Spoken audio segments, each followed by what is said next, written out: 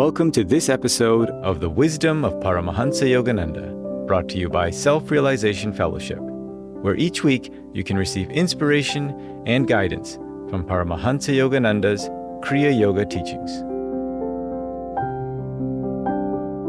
The subject of this episode is Embracing Our Spiritual Resilience by Brother Jayananda.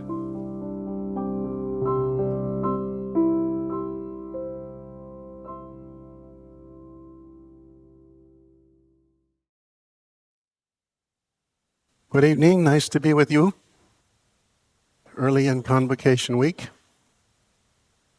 We have a subject, Embracing Our Spiritual Resilience. And I thought I'd start by reading a story about our Guru, something that he had talked about, stories that we're sort of familiar with, but he gives a few more details. And the reason for starting with this is that when we talk about resilience, which is really a term that you really don't find in Master's teachings, I looked.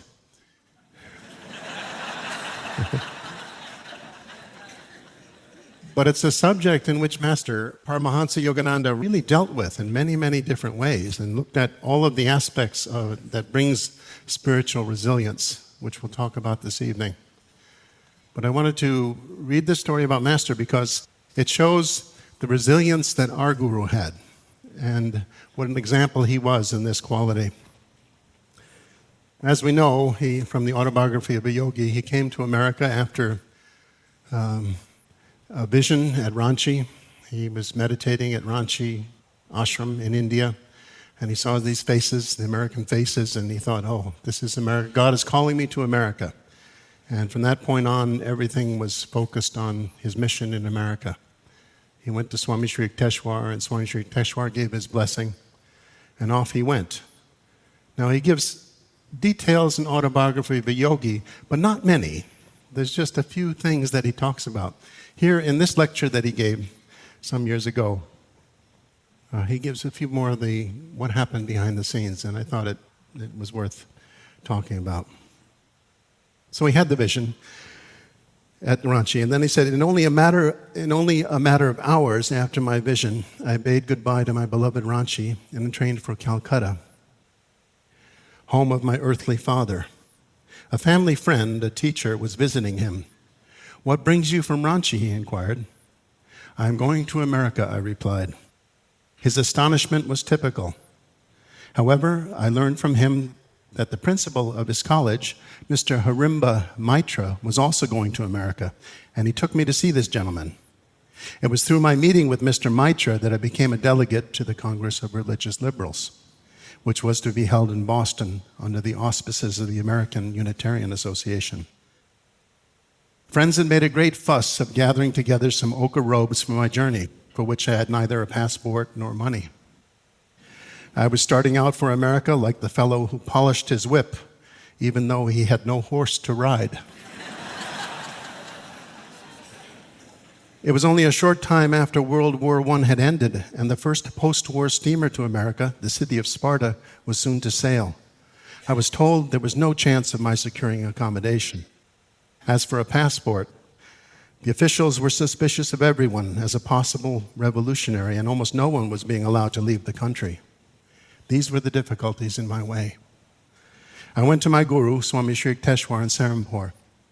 He told me that all doors were open for my going to America and that it was now or never. So I knew I would go. I went to the shipping office to book passage on the city of Sparta. The English secretary who handled reservations dismissed my request with a wave of his hand. Everything was booked 6 months ago, he said. I didn't give up. I want to go on that ship. His tone was insistent. Everything is booked. There is no vacancy. But I am going on that ship, I persisted. Will you not register my name? Perhaps there will be a cancellation. Impatiently, he took his fountain pen and wrote my name on his cuff. He knew he wouldn't be able to rid himself of me until he did something about my request for booking. All right, he said, but have your passport ready. You can't go without one. The next day, my father asked me to visit a relative, Guru Prasad. I was going to say no. It seems that Satan always tries to mislead us. But instead, I agreed to go. Once there, I immediately told my relative that I was leaving on the first ship to America. It had become my slogan. Mind you, I had no money or passport, but I was going to America. His reaction was not encouraging. You can't get a passport so soon. You know very well it takes several months' investigation before one can be issued. But, I said earnestly, I must go within 1 month. He then told me that there was someone in the next room who might be able to help. A distant relative whom I had never seen before. I went in to meet him feeling timid but determined. Through his instrumentality, I obtained my passport in 7 days. Now that everything else was ready, there was still no money. My father had already expressed disapproval of my plans. What nonsense is this about your going to America? Who will finance you, he had said. Perhaps God will put it into your mind to help me. Never. He looked at me piteously in the last effort to dissuade me. And so we parted. Thus it came as a complete surprise when the next day he gave me a check for first-class accommodations with his blessing. I am a disciple of the Lahiri Mahashai, he explained, and the Lahiri Mahashai is your Param Guru. I want you to go to America to carry his Kriya Yoga teachings to the West. Wistfully, he added, when will you return? In 3 or 4 months, I replied, if the Americans don't need me. I guess we did, huh? I returned to the steamship booking office. When the agent saw me coming, he lowered his head and frowned. Clearing his throat self-consciously, he said, where is your passport? Where is my passage? I countered. You know, you were awfully lucky. He made a grudging admission. Someone canceled the cabin reservation. You can have it if you want. I told him I didn't need a whole cabin for myself, but my loving father had insisted on reserving it for me. On the eve of my departure, I went to Sri Yukteswarji to say goodbye. I wept as he bestowed his blessing on me. All the students from the Ranchi school were at the dock the next day to see me off. It was a tearful farewell. Sri Yukteswarji had also come. Boarding the ship, the great Gyan Avatar sat like a sphinx in my cabin, while I continued to shed tears over parting from him and going to a strange land. Finally, he spoke in his calm, reassuring way. Everything will be all right. God is with you. I cannot begin to describe the feeling of aloneness that overwhelmed me when the steamer left the dock. Except for a few practice attempts, I hardly knew how to speak English, much less lecture in English. I was attired in a makeshift turban and a flannel robe of the traditional ochre color worn by swamis in India. As was also customary among some swamis, I wore a beard, mustache, and long hair. Most of the passengers were American or European, and they eyed me cautiously. You can imagine what a sensation my appearance made among them. A number of amusing rumors were circulating about me.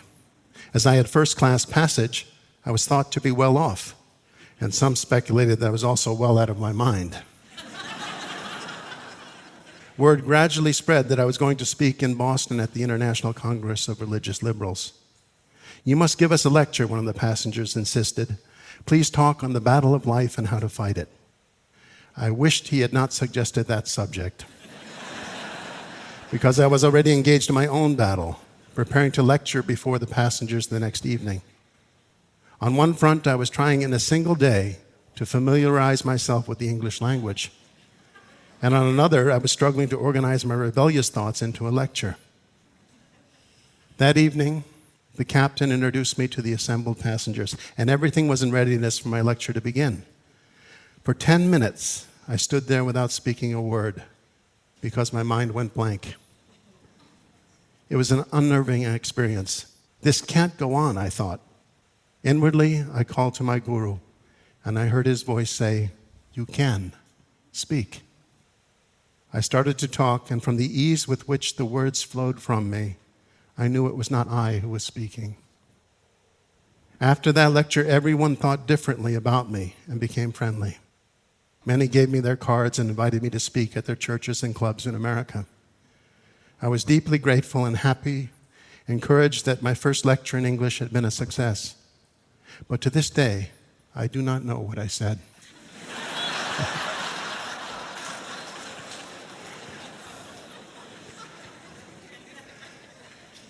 The voyage took nearly 2 months. Late in September, we docked at Chelsea Harbor near Boston before dawn. As I watched the steamer nearing the landing and saw America for the first time, my thoughts were very sad. Gazing at the twinkling lights in the harbor, I thought of India and how alone I was here, not a soul I knew.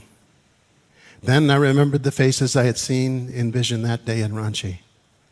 I have since met and recognized many of them, including some of you who are here today. Others are yet to come. But at that moment on the ship, I realized acutely the difficulty of my situation and felt extremely forlorn.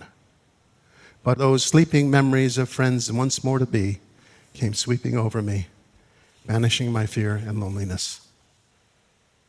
This is what our Guru went through in those early years. It's hard to imagine because you come to convocation and you see such a vast audience and all your friends and people from all over the world, and it seems so vibrant and you think it's always been that way. But from our Guru's perspective, when he first came, he had to have that resilience to see, okay, this is what God and his Guru is asking of him.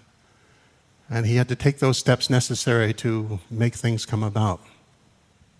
It really is also very touching when you think that the Guru, whom we love and revere so much, felt such aloneness, such loneliness, such that there was no one around to help him. How delighted he would be, and is, no doubt, when he comes to convocations like this where he sees so many of his family members from all over the world.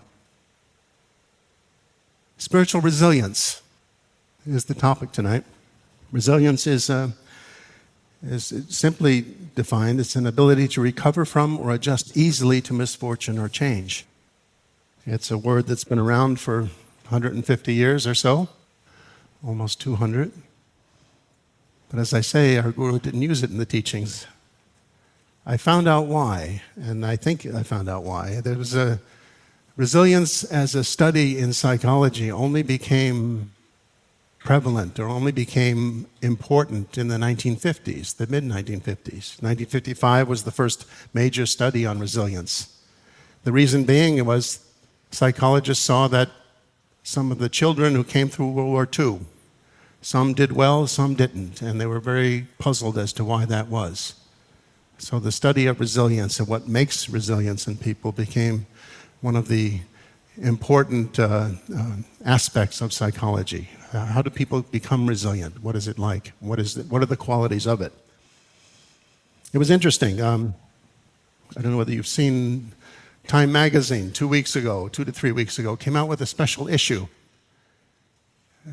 called The Science of Happiness. It's a whole issue on different aspects of happiness. And one of the articles inside is called How to Bounce Back. Experts know that happiness is strongly connected to how well you rebound from setbacks. They also now know how everyone can get better at it. And basically, it's an article on resilience, on the qualities of resilience, what it means, what psychologists are finding in their studies. And I wanted to read just portions of it because it gives a foundation for the talk tonight and really for what our Guru's teachings talk about resilience. It was interesting when I was reading this article, as I was going through the different points that were being made, I was thinking to myself, Master says that. Master says that. Master talks about that. Master knows that. And I just went through the whole article. It's interesting to read science because they deal with the physical and the mental, but they're a little shady on the spiritual end of it. They don't quite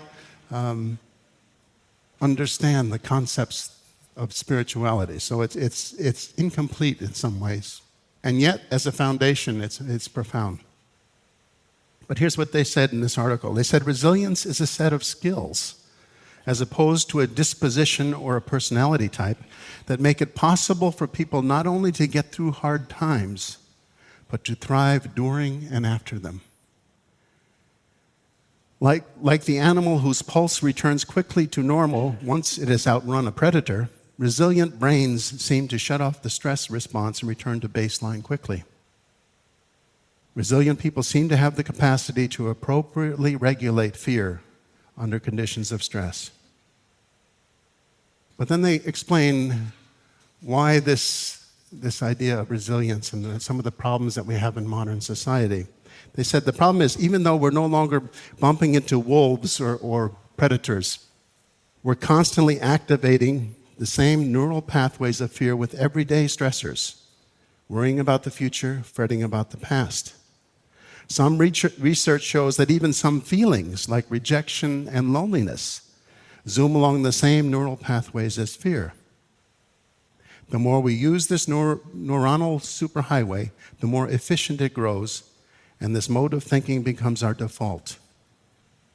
But new research shows that humans can train their brains to build and strengthen different connections that don't reinforce the fear circuit.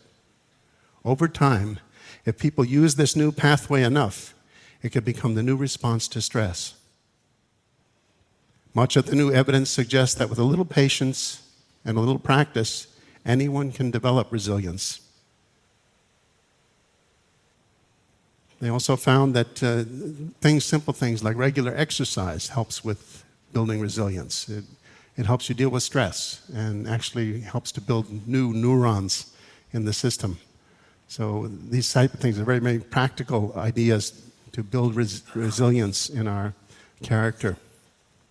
But as I say, scientists come at it from the body, the mind, the physical, the mental.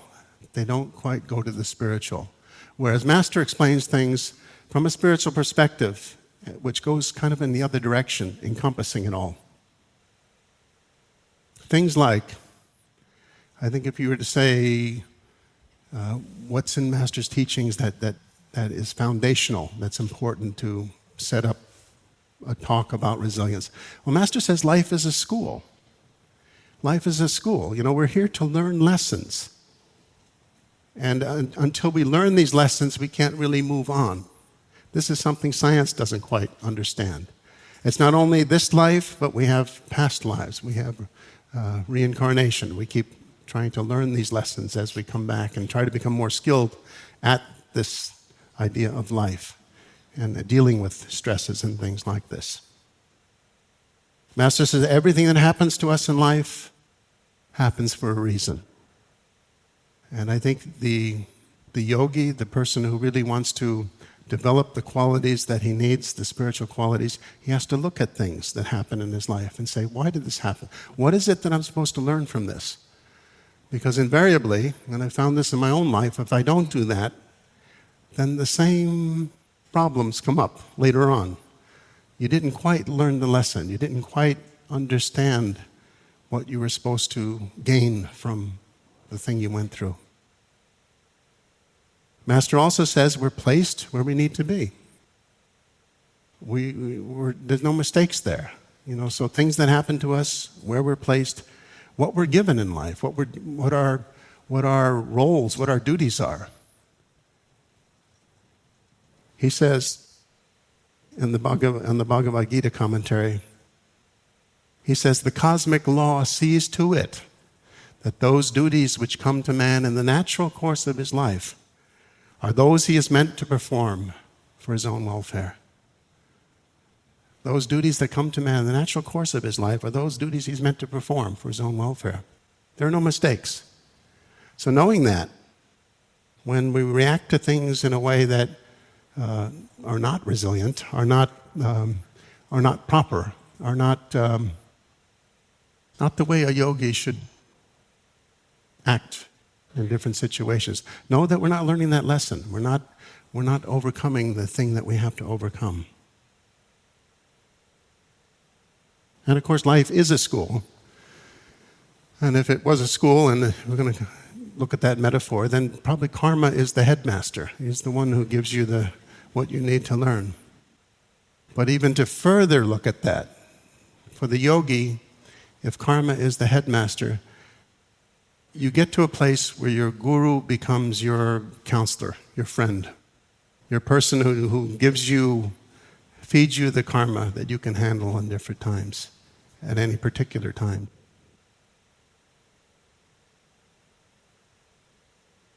Resilience.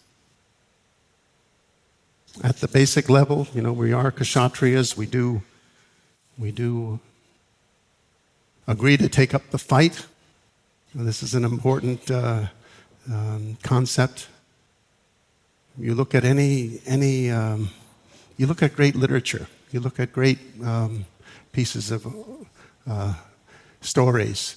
It's always the person who makes the effort to fight that inspires us. I was thinking of, in Shakespeare, all of his philosopher kings, all of his warriors that were, the Hamlets and Henry V and Macbeth. These were kings and people who had this ability that no matter what was happening, they would do what they needed to do. The story of Macbeth, as many know, it was foretold that he would become king by 3 witches who read his future. And then his life spiraled out of control because he tried to make these things happen when it didn't seem like they were happening fast enough, and made a lot of mistakes along the way. And at the very end of the play, he's faced with the person he knows is going to kill him. He knows the prophecies that the witches had told him. You're not going to die until the forest marches towards Dunsinane, the castle that he's in. Well, the forest doesn't march. He thought he was free and clear on that one. But sure enough, the army comes up, and in order to camouflage themselves, they cut down the branches in the forest, and they walk up to the castle or march up to the castle with the branches out front. And it looks like a forest is moving. He said, and they tell him, you won't be killed by a man born of a woman. Well, that pretty much is pretty good because it doesn't seem like anyone's going to come up and... But sure enough, there's a warrior named Macduff. He was not, his mother was,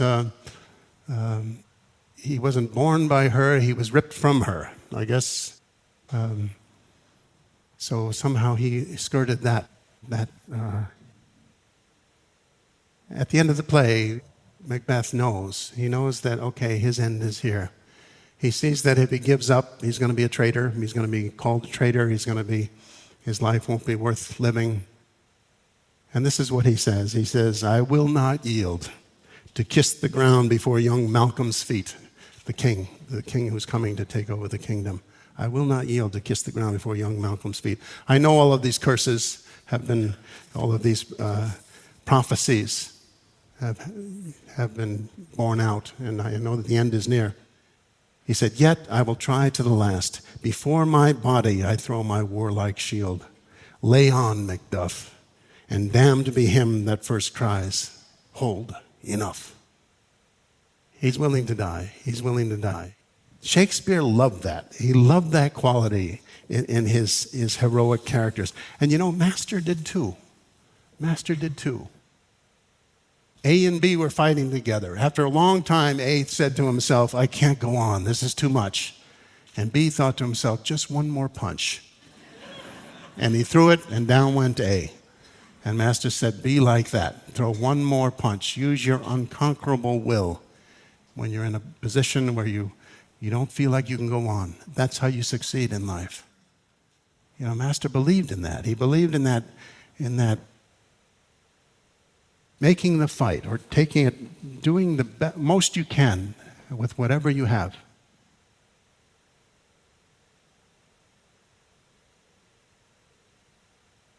One of the great stories that Master tells, of course, is the autobiography of Yogi, the Tiger Swami. And that's the That's the ultimate extreme sport, getting in a getting in a cage with a Bengal tiger with just your bare hands and seeing who wins. And we know the story. It's fascinating. It's a great chapter that many of us have read many times. But Master says in there, quoting the Tiger Swami, he said, "In a trice I was within the cage, but as I slammed the door, Raja Begum was headlong upon me. My right hand was desperately torn." But then he said, "I rallied instantly from the shock of the first serious injury I had ever received.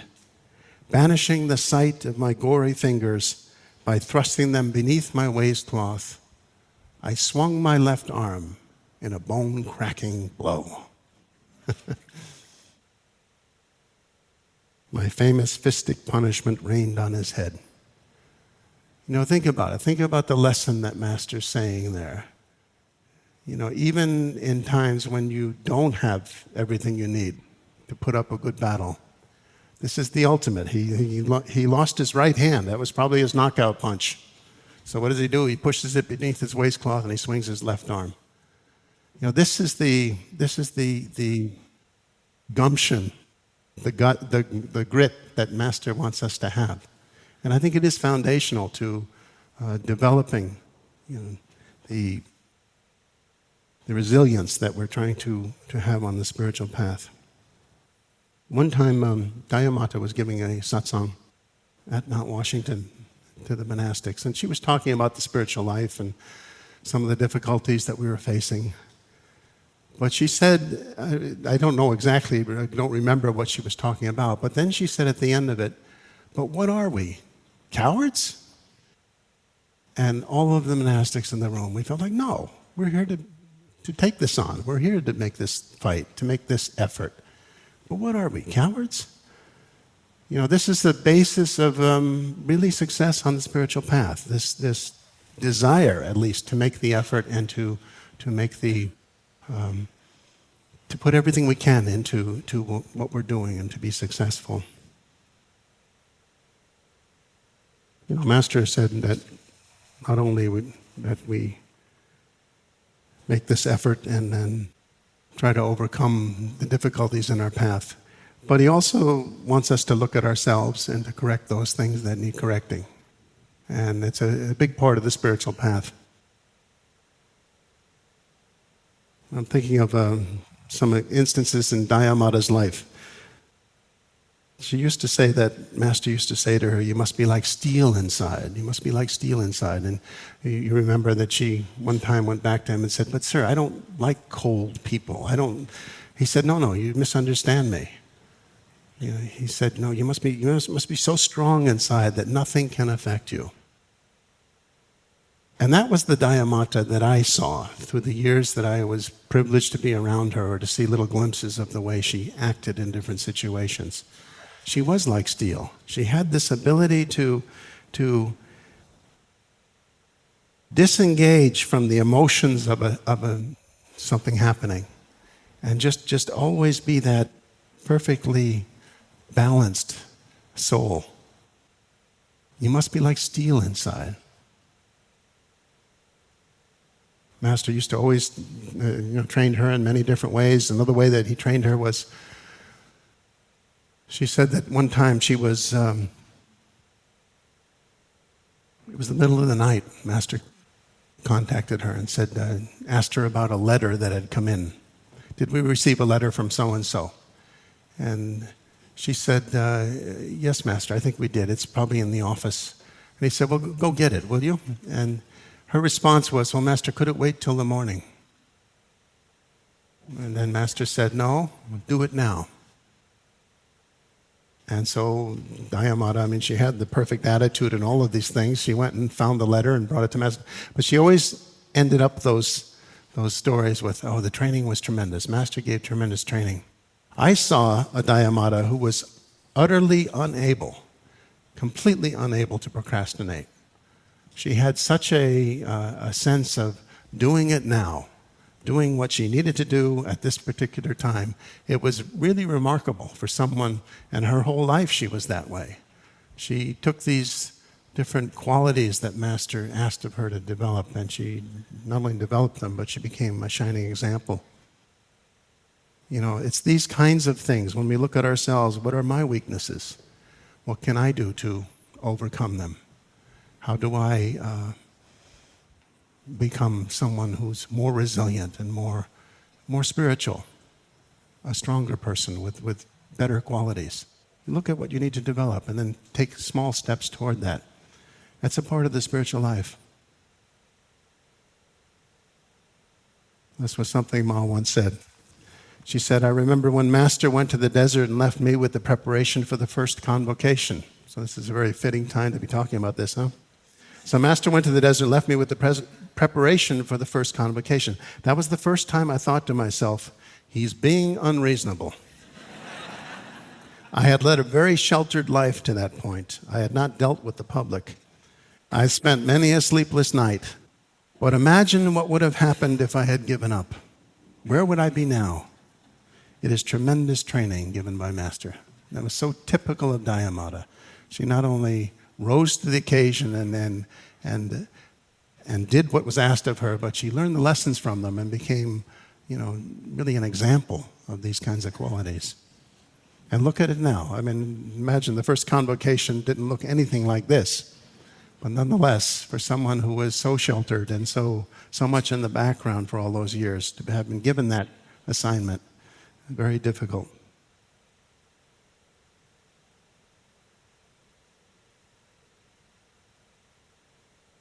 And then we can also learn from things that happen in our own life. It's not only looking at the examples that great souls have shown us, but things that bother us in our own life. One of these psychologists, Richard Davidson, a neuroscientist at the University of Wisconsin-Madison, said a good way to gauge how close you are to resilience is to consider how you react when things don't go your way. He says his research shows that the way we cope with little stressors strongly predicts how we'll do once the big stuff happens. Well, a few weeks ago, this is back last month, I live now in Phoenix, and so I also take care of the Berkeley Temple in Northern California. So I travel back and forth from Phoenix to Berkeley. A few weeks ago, I went to the airport in Phoenix, and I go early in the morning. I go on a Thursday, and I have a Thursday evening service in Berkeley. First hint that I got, I walked in the airport there, and it was just jammed. It was jam-packed, big, long lines before 6 in the morning. And I'm thinking to myself, this isn't normal. When I finally get up to the counter, I said, what's going on here? And they said, well, our computers are down, so things are a little dicey. I said, okay. My trip was to go from Phoenix, I go to Salt Lake City, change planes, and go into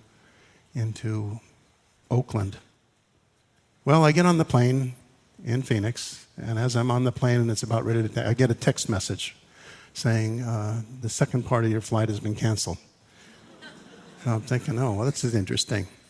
So I fly up to Salt Lake City, and I get off, and I see a person there who's with the airlines. I say, my flight is just canceled. What do I do? And they said, well, go over here and talk to the people on this desk here. Just wait in line. And I said, of course. The line went all the way down the hallway. Took me over an hour to get up to the front of the line. And then when they got there, they said, well, the only way we can get you to Oakland is we're going to fly you back to Phoenix. So you're getting the idea here. Every possible way, it was exquisitely and perfectly frustrating. It was just to the point where I was looking at it and saying, okay, this is probably how it's going to happen just because, and sure enough, it would happen that way. And I was faced with a real dilemma there because as the hours went by, and it ended up taking me 12 and a half hours to get up there. I could have been most of the way to India in that amount of time. And then I got there and there's no luggage. But every step of the way, it had this frustration. And I thought to myself, okay, now what am I going to do here? What am I going to do here?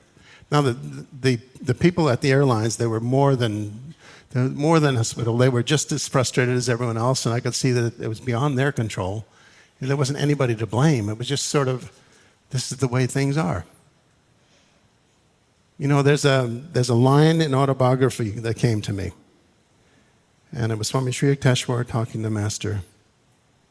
He said, is the whole world going to change for you? Change yourself. Be rid of mosquito consciousness. And you know the story. Master was very frustrated. He was in Serampore. Sri Yukteswar did not give he didn't tell him to put up the mosquito nets, and so Master was being bit from head to foot by mosquitoes. He was hoping that Master would say something. And finally, Sri Yukteswar said, you know, change yourself. Is the whole world going to change for you? Be rid of mosquito consciousness. But it's not just mosquito. You can pull that word out, and you could put in whatever word is frustrating you at that particular time. Be rid of airline consciousness. Be rid of whatever it might be. You know, this is how we become more even-minded. And these little things that bother us in life, you know, we have to learn how to rise above them.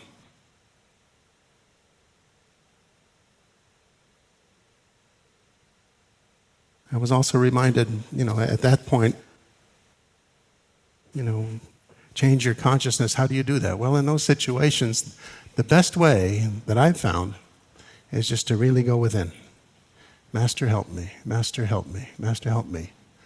Start practicing the presence. Start trying to feel that presence within. And usually when you're frustrated, you can really get into it because there's nothing else you can do that's going to help. So, but I remember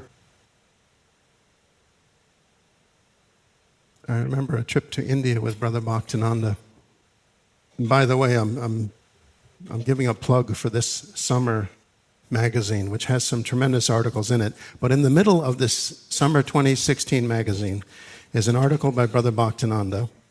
It's a compilation of his different talks that he's given on practicing the presence, and that's the name of the article, Practicing the Divine Presence. A wonderful article. And I know for a fact that in satsangs and in questions that come up from time to time, people ask, talk about practicing. What is it? How do you do it? This answers everything. This is a Bible of practicing the presence because it shows, Brother Bhaktinanda talks about the evolution of this great experiment that he had. How Master hinted at practicing the presence, how you should work with the thought of Divine Mother in your consciousness from morning to evening. How he worked at it, how he changed things, how he learned something and he changed it, and what the effects were. It's a wonderful, wonderful article, and really something that's really, really worth getting and studying and putting it into practice in your life.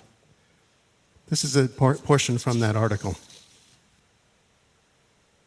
And he said that in the early years, Master used to meet with the monks he'd come down through the main hall at Mother Center, and he'd start talking to them, and they'd gather around, and he said just the sound of his voice would pull people.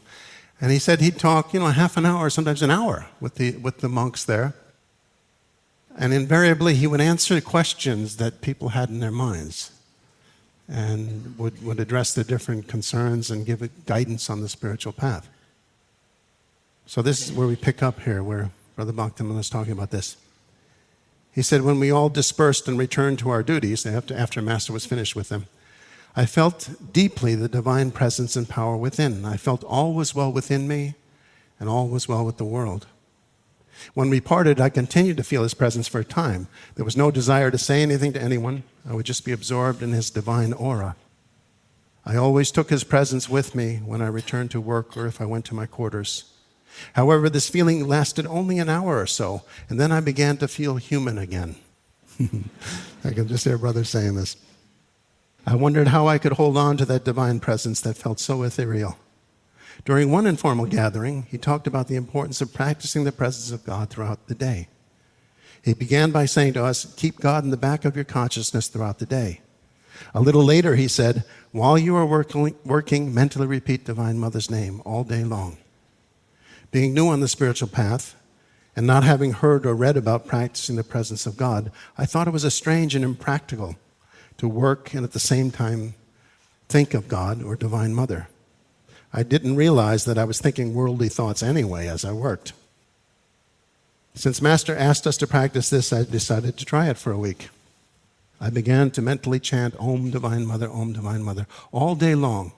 But there were times when I would forget. But as soon as I remembered, I began to chant again. Several days later, I began to feel more calm and content. The chanting was sporadic at first, but as I continued to make the effort to chant all day long, I finally established the habit. After 2 weeks, I began to feel a strong, blissful presence in the chest, and I thought, oh, this is the reason Master wants us to practice the presence. As I continued to chant Om Divine Mother, that little bliss increased into great joy. It was felt not only in my heart, but my body was also full of joy and energy all the time. This was his great experiment, and he was a master at it. He once gave a class to the monks, and in fact, it's in this article, the statement. He told the monks in a class at Mount Washington, Master had to tell me 3 times to practice the presence before I understood. He was just exasperated that he had to hear it 3 times. And all of the monks, all of us, we kind of looked at each other like, how many times have we heard this? We've heard that thousands of times. We're still working at it. But he heard it 3 times and then he took off. And really, but he was very, very good at it. Now, come to the story. And I've told this story through the years. I don't know whether I ever told it at Convocation, but it still inspires me because when it's as real as when it happened. And I think the lesson that I learned from it is still with me. I went to India in 1987 with Brother Bhaktinanda. Uma Mata also went at that time. I was in Dayamata's office, and she said, I want to send you to India someday. She had been saying that for a couple of years, and then this trip came up, and my job was just to accompany Brother Bhaktinanda, look after him, make sure the luggage got from point A to point B, do the logistical work that's necessary on a trip to India. But it ended up being that I traveled around with Brother Bhaktinanda for 2 solid months. We were inseparable. I was wherever he went, I went. And at the end of the trip, we ended up at Dwara Hut, which is the retreat up by Babaji's cave. We had a wonderful, few days up there, resting, relaxing, retreating. And then the plan was that we were going to, in cars, we were going to drive back down to New Delhi. And they wanted to take us on a scenic route so that we could see Rishikesh and Hardwar and some of these Himalayan towns and some of the sites in the Himalayas before we went down onto the plains to Delhi. There was a large number of people there at Dwara Hut at the time. It was not only Uma Mata, Sister Gayatri, I think, was there with her at that time, the vice president of YSS, and there were numerous people. And when the day came to travel, it was going to be a 2-day trip, they didn't have enough cars for everyone. So they had to rent a taxi from the local town of Dwara Hut, just a small little town. And they rented a taxi and a driver, and that taxi and driver was to drive myself and Brother Bhaktinanda as a part of this caravan. Well, the day came, and the taxi cab drove up, and I knew immediately when it drove up, oh boy. The car came up, and there was smoke coming out the back, and the way it was sitting, I realized there's no springs in that car, and as soon as the driver stopped the car, he bounced out, and he was up under the hood pouring fluids in. I thought 2 things. 1, that car is never going to make it to New Delhi, and 2, that's going to be a royal test to drive in that car all the way. And sure enough, we got in the back, we all took off, and the caravan took off. And the cars in those days, omnipresent everywhere in India, were called ambassadors. They were kind of rounded, old-fashioned looking cars, and the hood was rounded also. And when they first designed these, I'm sure they didn't take someone the size of me and say, okay, let's see, we'll make it this high. I got in the back seat, and I was even scrunched down a little bit. My head was right up near the ceiling. And I was right about the springs. There were no springs in that car. So every time this car hit a bump, which was quite often on these Himalayan roads, my head would go up and hit the top. And as we were going and pulling off and going down this, as the trip started, I was thinking, I can't do this. This is going to be 2 days long. You've got to be kidding me. What were they thinking? Very, very frustrating. Very, very, and beyond that, you could smell smoke inside the car. You could, the driver spoke no English. He spoke Hindi, but so there's no communication there. It was just, it was a great test for me. Yeah. But at one point, I thought, I wonder how Brother's doing. Now, we were both in the back seat. I was on one side, he was on the other. And I looked over at Brother Bhaktananda, who was seated over on the right side. He had kicked off his sandals, and he was sitting cross-legged on the back seat. His eyes were closed, and he looked more than fine. He looked content, happy. Everything is right with the world. I thought to myself, okay, he's practicing the presence. That's what he's doing. And I had a choice there. I said, okay, now you can continue on in this particular funk that you're in. You won't be able to solve anything. You'll keep bumping your head. You'll keep getting more and more annoyed. Or you can try and do what he's doing. So I started in, almost with a desperation. Help me, Master. I love you, Master. Help me, Master. I love you. Just over and over and over. And every time my mind would go away from it, I'd get back to it.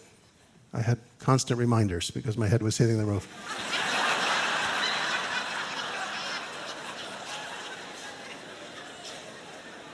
I don't know where the change happened, but somewhere in there, on the first day, in the first couple of hours, somewhere along the line, I started realizing, oh, this is pretty nice.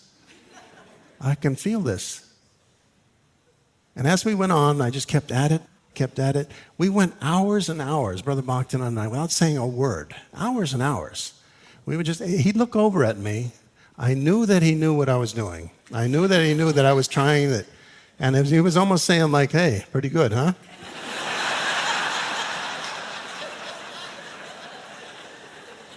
And as we went, I just kept it up. When the car stopped, we got back in the car. More intensely, I just kept really working at practicing the presence, trying to feel this presence within. I remember at times we stopped the car, the caravan would stop, there'd be a tea stall, people would have, do you want tea? Oh, it's fine, if I got tea, fine. If not, it's okay. I didn't care one way or the other. Occasionally, Brother and I would say something, or I'd say something to him that he'd find funny. And he'd say, yes, that's funny. Then he'd go back and... That was the way he reacted to funny jokes. Yeah. That's right.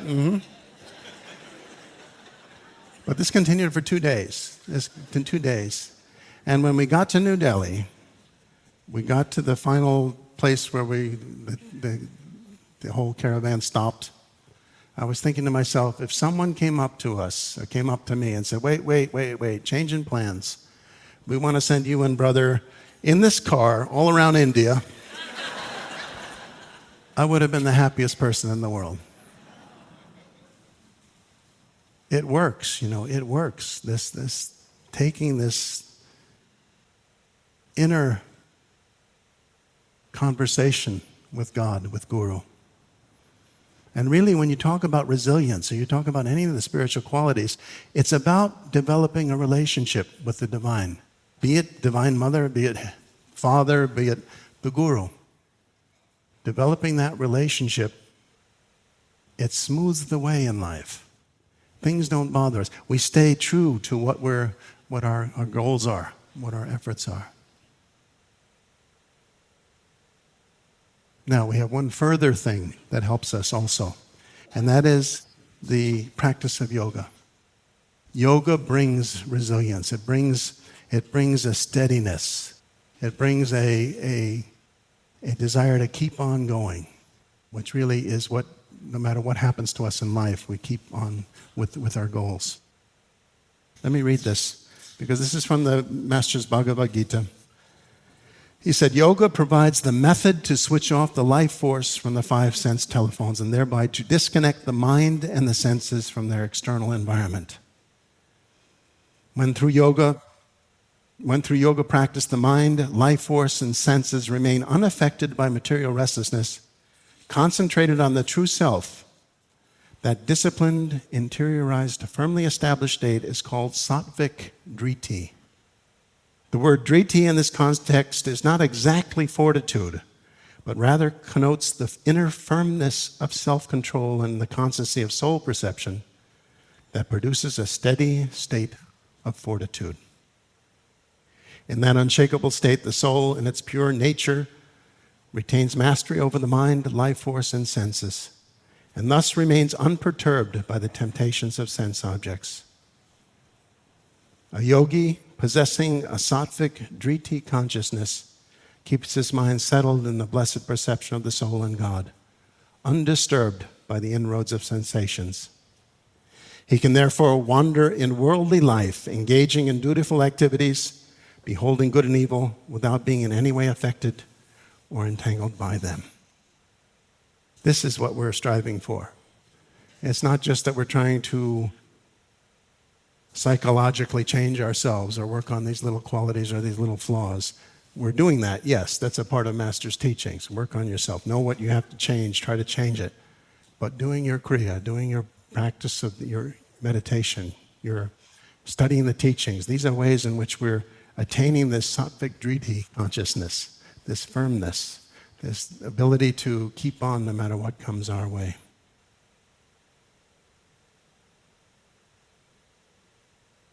Lastly, let me just finish with these words from our Guru. He said, when you are meditating and practicing your kriya, this was in a letter that he wrote to a devotee.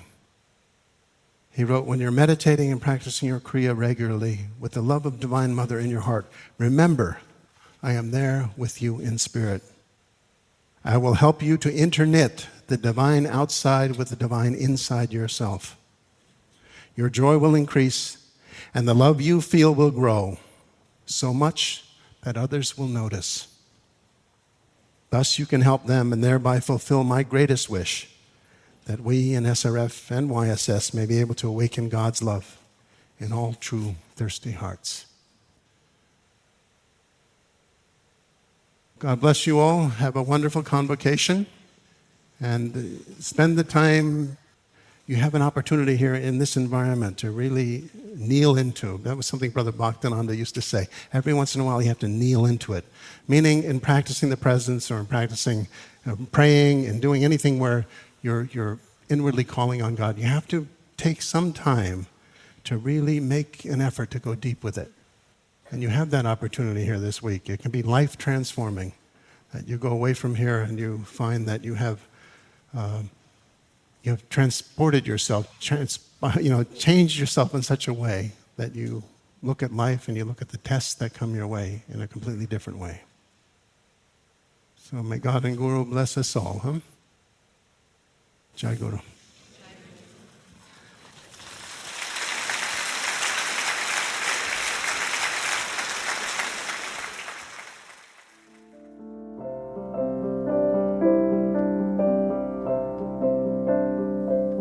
This has been a production of Self-Realization Fellowship, a non-profit organization founded by Paramahansa Yogananda in 1920. For more information about Self-Realization Fellowship and Paramahansa Yogananda, please visit yogananda.org.